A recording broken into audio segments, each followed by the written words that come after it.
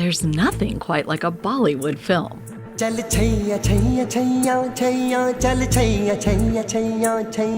It's about impossibly gorgeous stars, deliciously overripe melodrama, spectacular production numbers, an explosion of colors, and music with such an irresistible beat that even someone with 2 left feet feels inspired to get up and dance.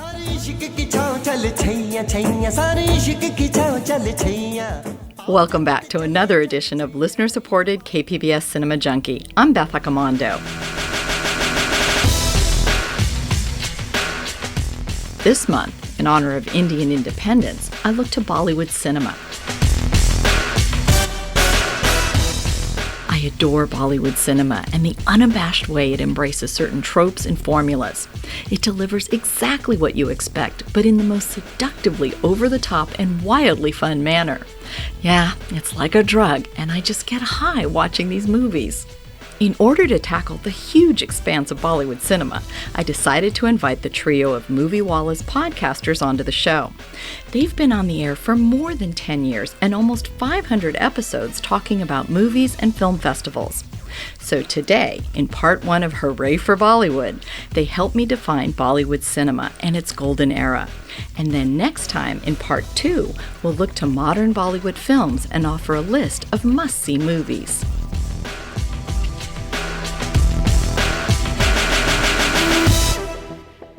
But before we get to that discussion, I need to take a quick break. And I want to have Nora Fiore, aka the Nitrate Diva, take us into the break with the latest Share Your Addiction.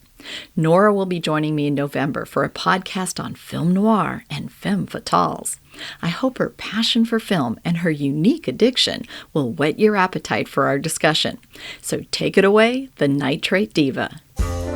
Hi, I'm Nora Fiore. You may know me online as the Nitrate Diva, and one of my movie obsessions is recognizing recycled props, costumes, and set pieces in movies from Hollywood's golden age, particularly movies made at RKO and Warner Brothers. For instance, there's a distinctive iron staircase that's the centerpiece of the set in The Man Who Came to Dinner, but over the years you can see it in The Big Sleep, Dark Passage, Highway 301, and any number of Warner Brothers films.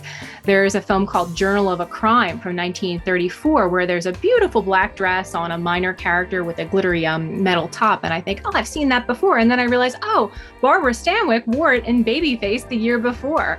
In a film called Flying Leathernecks, at one point a wife is opening a telegram from her husband on the home front. She's in a beautiful white dressing gown with some little gold detailing on the collar. Weirdly enough, a femme fatale wore that dress a few years earlier in a film called Born to Kill, so there's a shared context between the two. Thanks, Nora. I'll be right back with the Moviewallas crew to celebrate Bollywood cinema.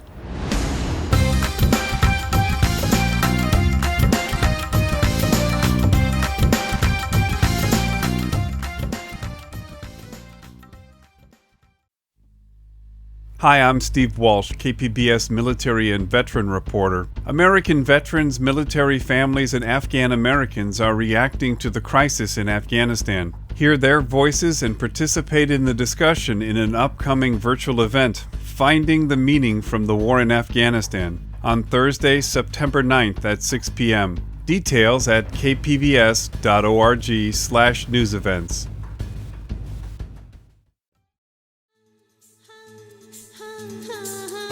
Welcome back. For this Bollywood edition of Cinema Junkie, I took a field trip to the Moviewallas home studio. Let me introduce everyone here. We have Yazdi Pithavala. Hello, Beth. And Rashmi Gandhi. Hi, Beth. And Joseph Djan. Hey, Beth. Thank you all for joining me. So when I decided to do this podcast, I thought that getting together at your place would be great because you have 4 microphones and KPBS right now is closed down for the pandemic in part. I did not expect to come over to the house with incense burning and Bollywood music playing. And even better, intermission food. So Rashmi, what did you have prepared? Oh my God. Well, Beth, you just gave me the perfect excuse to go and indulge. And so we had some samosas and we had what we call deli chaat and we had some chevra. So all little snacks that you can get in between the intermission. But I just remembered Yazdi describing the experience of being in an Indian cinema and wanted to kind of recreate that experience for you, Beth, for all of us, to get us in the mood. Yeah, I mean, I grew up in India watching movies every Saturday. Every Saturday it was a thing our family did. And, you know, as a kid, maybe I wasn't so interested in the movies, but I always looked forward to the intermission because you would have these hot samosas and you would get 2 of them in a little paper, like a wax paper bag, and it would be all crinkly. And my parents would actually use that. If you were naughty, then you would say you are not going to. I've watched movies without getting samosas, and my sister is eating them. So it was very good incentive. But yeah, you get samosas, you get popcorn, and you get chivras, you get peanuts. It's a whole thing. And you know, when there's a huge rush, and nobody in India knows anything about queues, you know, at least they did not when I was growing up. So there would be like 20 people on that stall, like, you know, like think of the world's busiest bar, and they're all clawing and trying to get at things. It was quite fun.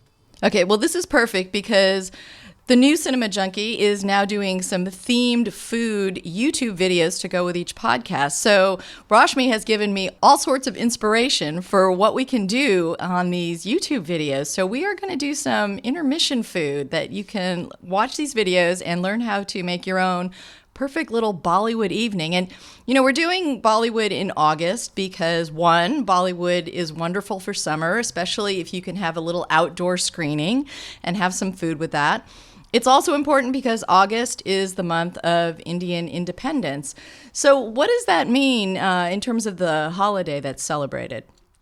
It's August 15th. It's India's independence from British rule. And it's great. You get a day off from school. And just like you're in Hollywood, a lot of the big budget blockbuster movies get released late June, early fall, around that time frame. So everybody looks forward to those releases. So we're going to talk about Bollywood cinema. And Bollywood, for those of you who don't know, it is playing off of Hollywood. And Bollywood cinema is huge, and it follows some similarities to Hollywood in terms of having big studios and stars and all this. But for each of you, what does Bollywood mean? And I'll start with you, Yazdi, because you were raised in India and you were at the heart of this. Yeah, the Bombay on the west coast of India, now Mumbai, was and is the main center of filmmaking in India. And at one point, they had more film studios in Bombay than any other city in the world. I don't know if they still hold the record. For me, Bollywood is a package. It's something that you build your free day around. It's something of celebration. It's something you and your friends or you and your family goes. And it's not just that hour and a half. It's, you know, the whole preparation for it, sitting down together, talking at the screen, enjoying the intermission. Yeah, it's a whole big entertainment package. And so in my mind, Bollywood is that movie which creates that perfect entertainment package. It has, you know, music and color and preposterous things, and there's comedy and action and a love interest and a sidekick comic. There's a whole package.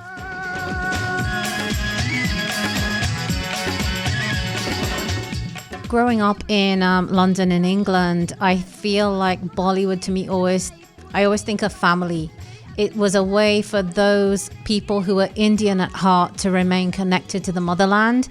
And so our parents, it was definitely a time when we all went together, all watched on VHS growing up. Music, dancing, preposterous, unbelievable stories that are difficult to follow, where everyone is related to everyone. Reincarnation, mythical, stupid things happening, people hiding behind trees, but joyful always.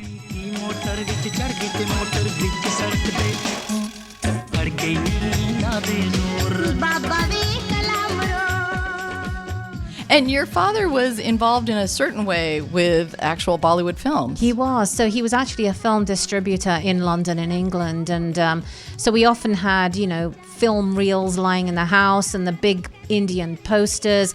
And so on weekends, they would run the cinema. And so you would see the diaspora come out and enjoy being in touch with their motherland. The community would come together. So yeah, Bollywood was definitely a huge part of my life growing up. Unbeknownst to me, it was something that just happened. And I always describe my life as kind of Alice in Wonderland. I lived in a very Western culture outside. And when I opened the front door, I went down the rabbit hole. And Joe, what does Bollywood mean to you? I didn't grow up with it, unlike Rashmi and Yazdi, so I think I had very much the the cliche opinion of it for a long, long time. I think now, over the years, I've really come to appreciate it with knowing these guys, obviously being married to Rashmi. Movies like Sholay, some of the old Indian classics were just kind of, they blew up the whole image that I had of these singing, dancing, over-the-top type of thing. So, yeah, it's still a really interesting category of cinema. I can't say I'm really into it, but there's so much more access to it now. So those movies are kind of entering my mind space in a way. So it doesn't have a specific connotation other than the cliche to me, but I mean, I love the films that come from there. So how did you seduce him into Bollywood cinema? Sholay.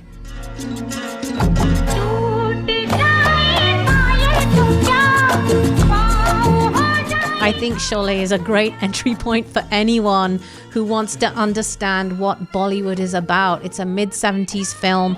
It's part of the kind of dacoit genre of movie about it has everything in it. It's a masala western is how we would describe it. So yeah, I think Sholay was the first. Look, I was trying to impress you. Okay, there you go. There you go. I was like, these films look terrible, but I'll sit down and sit and watch one with you. But they were great.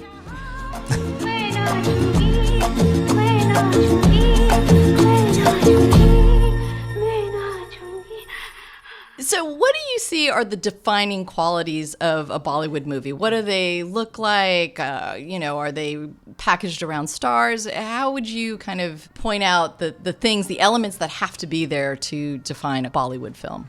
It has to be a musical. There has to be musical numbers, although there have been, in the last couple decades, good Bollywood movies without any music in them, but predominantly good musicals. They do have big action stars or big film stars in general. There's always been a very clan-like Indian cinema royalty, a dynasty, and their kids have continued to be in cinema.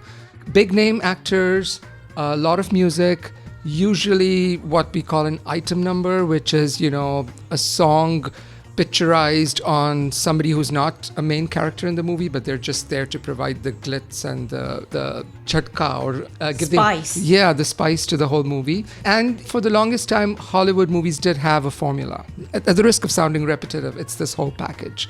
There's a little bit of fighting, a little bit of action, a little bit of comedy. Oh, and it has to tug on your heartstrings. I mean, it's very manipulatively created to kind of tug at you, and there is a lot of built-in morality which goes with a lot of Bollywood films, like your mom comes before anything else. Your greatest responsibility is to your parents, and there's a lot of old school morality which is tied with Bollywood films, and frankly some of it has been damaging over the years, but so be it. It's that package. Yeah, I feel like inherently they used to be about good versus evil. There's always a really good guy and then there's a really bad guy, forbidden love or unrequited love that adds angst. I feel like they were a good mechanism to overcome discussion about caste or wealth or gender. Gender, not so much. Maybe now in recent years it's more about gender, but definitely this kind of caste or boy meets girl, boy and girl shouldn't be together and how they fight for their love. There was a lot of that. And when we use the term Bollywood cinema, this is not covering all the films that are made in India. There was a lot of this kind of international art house films that were started to get popular like late 50s and definitely in the 60s. So how do you define kind of the difference between those kind of things, or what other kind of cinema are you finding in India that is maybe overshadowed by the term Bollywood? There's always been alternative cinema, Indian cinema. I think as early as the 50s, 60s. And when I was growing up, there was no real difference between the two. I mean, you knew that there was, this big flashy movie which is coming on with the big names and big directors and so forth. And then there were smaller movies which kind of tackled more socialist ideals. They were kind of more neo-realistic, if you will. I mean, Satyajit Ray's films, they were almost documentary-like. They were very quiet, very subtle, just observing life around the camera, wouldn't move too much. But that was also part of cinema. It never felt like outsider to me. It just felt like something else. Yeah, and I think inherently, Beth, one of the things that strikes me about Bollywood is ultimately it's about escapism. You have a billion people in a subcontinent and then, billions of people who are of Indian origin outside of India, all wanting to escape and connect. And so I think Bollywood movies represent this ability to just sink into another world and escape. Hence the big dance numbers and music and people dancing in the aisles even, along with the song.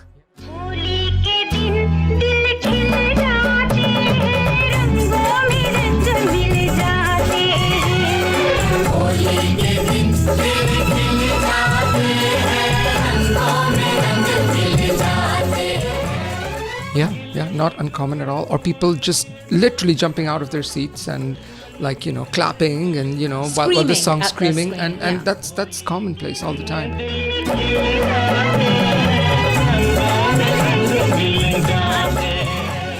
Exactly to what Rashmi said, it's the great equalizer in India. India has always had this caste system, the very rich and the very poor and whatever, but the typical Bollywood fare is made to kind of serve everyone. It kind of meets, it crosses all those genres, and tickets are relatively cheap. So no matter whether you are very rich or very poor, you are able to get lost for a period of time. And that's why you get this whole package, because you're paying some amount of money and they want to put you in an air-conditioned cinema in the middle of sweltering heat and give you escapism for 3 hours. That's also the reason why I think the movies tend to be so long, because people want their money's worth. Plus, you've got to fit in 2 reincarnations somewhere. Yes, and at least one intermission. There were a couple movies which had 2 intermissions. They were so long. Oh, wow. 2 lots of samosas. Yes. Yum. Yes. Mera Naam Joker and Sangam, there were 2 movies which came out in the 70s. They had 2 intermissions. Wow. Well, the way you describe that, it makes me think of Shakespeare in the sense of, he had to please the rich people in the boxes and the groundlings on the floor, and he had to have humor that played low and humor that played high and, really reach across all sorts of different social levels.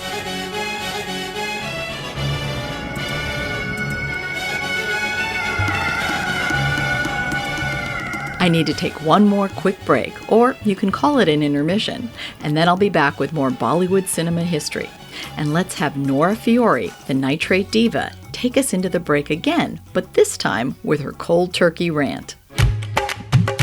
Now, I'm not the kind of person who likes to tell other people what to do, but something that I've been trying to do less of late is buying films solely to stream them or renting them from platforms like Amazon. The temptation is always to want the instant gratification. I get that. In this internet age, we are so conditioned to want things at the click of a button. But increasingly what I've been trying to be more intentional about doing is not just caving into my immediate need and buying it on a streaming platform, but rather to invest in the physical media, whether it be a Blu-ray or a DVD. All things being equal, veer towards buying the physical media because you're sending a message to the company that is producing it, to whoever owns the media, because it's not always the same company, that you see value in this form instead of just that clickety-click instant gratification of buying a streaming copy.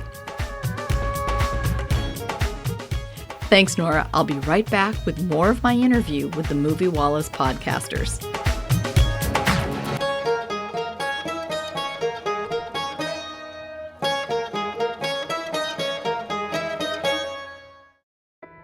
In the year since the COVID-19 pandemic reached the United States, we're seeing signs of hope, yet we still have a long way to go.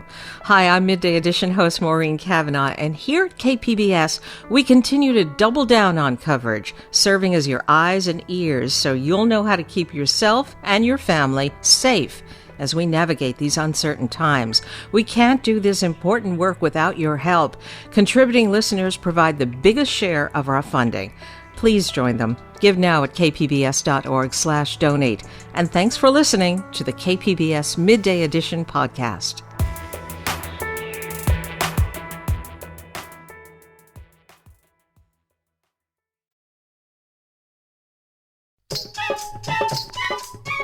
Okay, intermission's over. Hope you enjoyed some nice snacks and are ready for more discussion of Bollywood with the Moviewallas crew. Let's get back to it.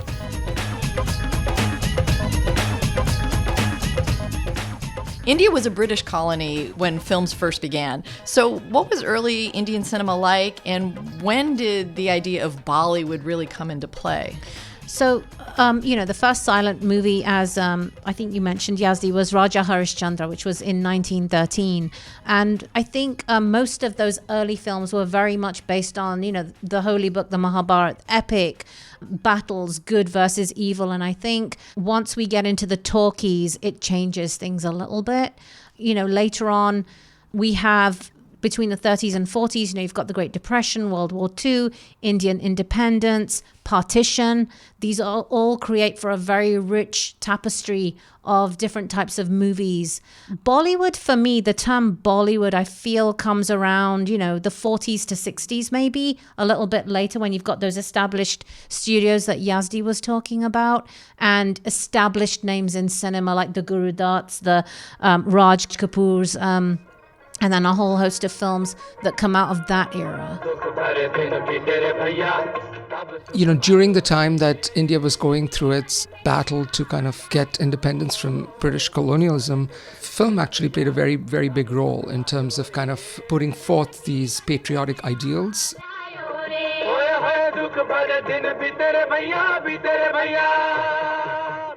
I don't think the fact that India was colonized by the British directly resulted in the Britishization, if you will, of Indian cinema. Indian cinema remained always very Indian, and they were always built around Indian mores and, Indian sensibility. And so, if anything, they kind of helped create this social change within the country, a sense of, we need to be independent and get out of it. So I think from that perspective, it helped out.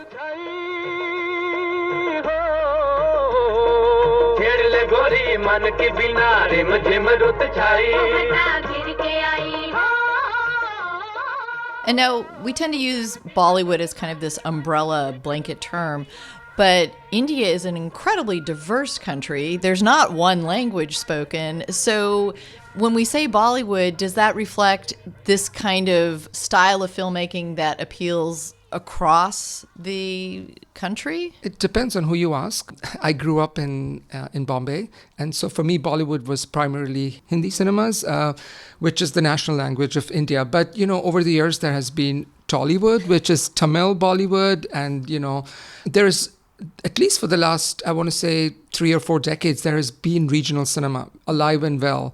Tamilian movies, Malayalam movies, Marathi movies, Gujarati movies, all of these. And they have their own little infrastructure. And what do you consider the golden age of Bollywood cinema? I mean, for me, it's the 60s and 70s, I would say, because that's really when I recognized my parents obviously loved that era. And so those were the movies that were playing a lot of the time. And I think that golden age continued right through from, the 60s through the early 80s. And then there was a complete change with the advent of VHS, I would say. And VHS changed everything. But definitely the 60s and 70s, early 80s for me. Yeah, definitely. I think two things which kind of overlapped with each other. I think in terms of craft, things got to be really, really sharp and just all the craft pieces came together, in those starting the late 60s or so forth. So just gorgeous cinematography, great sound, great dance, and Technicolor came about, and 70mm screens came around. So, the filmmakers just had this completely wider, bigger palette to play on. And that combined with some really good, writing at that time resulted in, I think, the golden age in the 60s and 70s. And a lot of those movies, they hold up remarkably well, both in terms of visual splendor as well as the economy with which a very complicated story is told. And the musicality is just incredible. I mean, that was the music I was playing when you came in, just because it's so enjoyable and it's just in our psyche.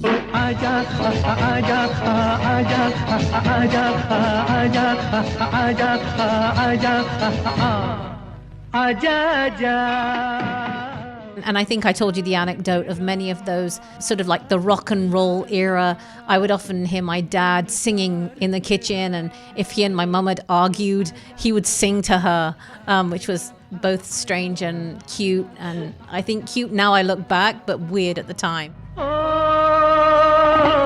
तुम पे हजारों की आँखें चाहिए तुमको सहारा.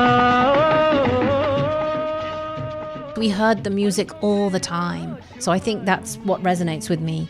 Yeah, and during those decades, what you would hear on radio would be primarily, Hindi movie songs. So it really became part of your bloodstream. That's what you were hearing in the background, when you go to a store or when you're in a public transportation system. Indian television at that time was just starting to pick up as well. And the most popular television show used to be on Thursday evenings. And it was a half-hour show where it was like a review of songs from different movies.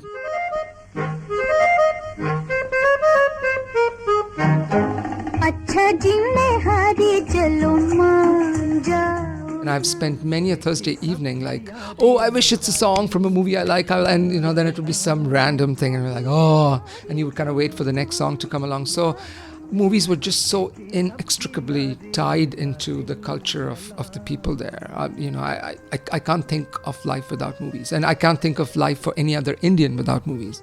Yeah, and I was going to say, yes, you just reminded me, the fashion. I often remember my mother telling me that they would see some famous actress like Sharmila Tagore in the 60s from the films like Teesri Manzil, Brahmachari, and they would look at what they were wearing and then they would actually imitate those, what we call salwar kameez. It would set the fashion trends. They would literally watch the movies and then imitate the clothing. So looking like the Beatles or Elvis Presley, my uncles would often have them tailor their shirts tighter to look like that. Now, for American audiences, a lot of people are familiar with like the old MGM musicals and the way those production numbers were. So is there a similarity between kind of the way the Bollywood musicals were and those kind of old Hollywood, or is there something like very specific to the way these Bollywood numbers are? Because they just... I know I'd spoken to one person and he explained to him, he said watching a Bollywood musical number was like seeing a Skittles factory explode. Yeah. Like there's like all this color. Yeah. But do you feel like there's some unique quality to the Bollywood musical that's very different from what Americans might be familiar with? I think for me, it's always been one thing, which is how unironic it is. It has some commonality with, the early musicals from Hollywood. But I think the musical numbers are always unironic. They are doing ridiculous things. They're jumping like jackasses. But they don't feel any, shame for it. It's just so joyous.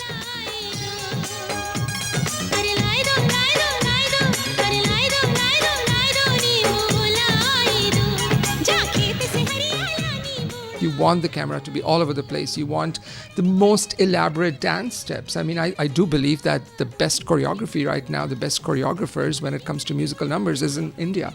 Forget being a big name actor in India. It's to be, an extra in a dance number is something to aspire to, because you have to be exceptionally well trained to be able to perform those dance moves. Yeah, it's interesting you say that, Yazdi. We were just watching In the Heights, which has these terrific big group numbers, and I just kept thinking Bollywood does it better, and they've been doing it for longer. I think what music does is it's the part of the movie that you take away from you, and you get to relive that great movie, that great number, as many times as you want outside of the movie. We all listen to that music in our homes, at weddings, at birthdays. We dance to that music. They'll choreograph big dance numbers and put them on for the family. These are just things that live within us. Like I like how you described it, Yazdi. They're just in our bloodstream. And that's what I think the music does. They're so transportive. They transport you to another place. And the other thing also is that they've always been very good in terms of recognizing who has contributed to that number. So even when a song would play on radio, before the song comes on, they would say not just who the person is who is singing it, but they would say, and this person was the music director. This person, wrote the lyrics. So, Salim Javed, Gulzar, all these, lyricists became household names. I mean, we grew up with them. So it wasn't that all the credit just went to the director or that movie. Even the writers and the person who composed the music, they became household names and equal celebrities, I would say. Yeah, big music directors. Everyone knows who R.D. Burman is, or O.P. Nair, or Shankar Jaikishan, any number of them, yeah. Now, talk about the scale of Indian cinema. It's been referred to as the largest producer of films in the world and the second oldest film industry in the world. Is that still true? Is it still huge? I believe it is. I don't know how the pandemic has affected things, but certainly pre-pandemic, I think, India was making somewhere like 2,000 movies, a year, which is, when you think about it, that's like almost 8 to 9 new movies released every day. And just like here, the movies would get released on a Friday, but there would be like usually, so many movies being released on that Friday. And there's always a battle to see which one comes ahead. I think that number also includes, like I said, a lot of regional movies, which would only probably play in that particular area of the country. It's a big, thriving business. And I think even now in the age of Netflix and Amazon Prime and so forth, Indian cinema stumbled a little bit, but they have completely picked up their step. They're making as much content now for the streaming services as they used to for anything which is going to be screened on a cinema screen. So for you, what are some of the standout films of this golden era? Are there any landmark moments? I mean, films that really, I'm sure with 2,000 films a year coming out sometimes, it's going to be hard to narrow it down to a few, but are there some real standout moments that you want to highlight? That is a question you can ask every person in India, and they'll give you a different answer. For and me, a list as long as their arm. Yes, and then you will immediately regret it 5 minutes later, like, oh crap, I didn't mention this one or that one. I think if there was one movie which towers over any other movie ever made in Indian cinema, my God, it's be careful. Sholay. No, it's I was Sholay. going to say. So it's, Sholay played consecutively for something like 15 years, 20 years in the same theater.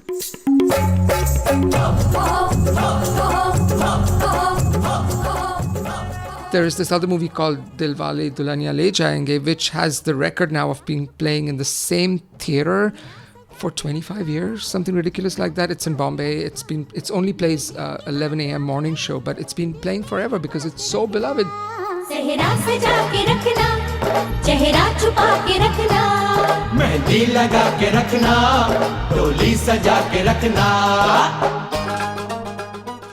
It almost withstands fashion and time and fad, and people just keep going to see that movie again and again.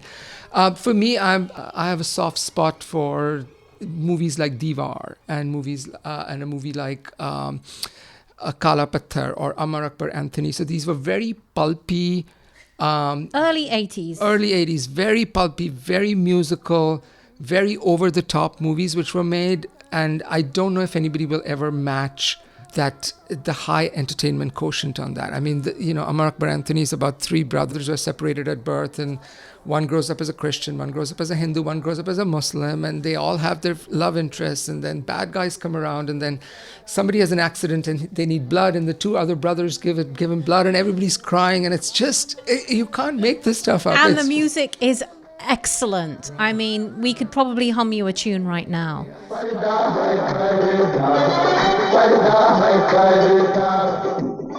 Yeah, so I have a soft spot for those late 70s pot boilers. And for me, again, it's slightly earlier. My favorite movie of all time, probably other than Sholay, is Pakiza. It means pure of heart.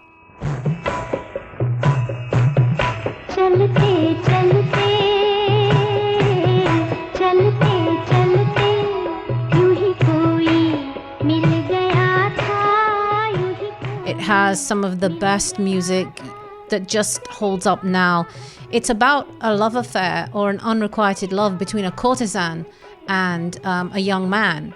And it's a really weird story. It's kind of like Pretty Woman, the 1960s version. It took something like 20 years to make, I think. And it transcends religion and boundaries and the whole idea of the courtesan and what it is and just how we accept things in Indian cinema. It's just such a weird story when I try and say it out to you now. But for some reason, I watched that movie every day for 3 years when I came home from school. Very strange. But I love that movie.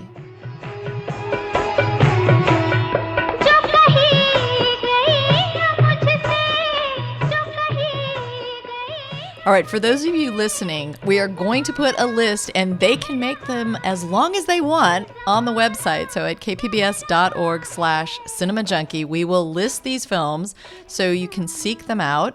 Thank you all very much for tackling and trying to condense, I know this was very difficult, a discussion of classic Bollywood cinema. Thank you. Thank you, Beth. Thank you.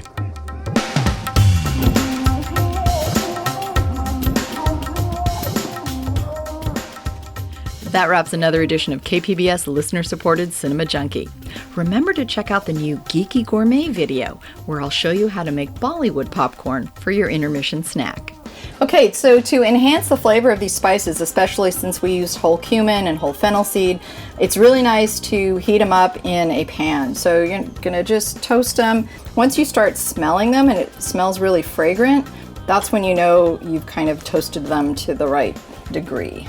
You can find the video at kpbs.org/Cinema Junkie.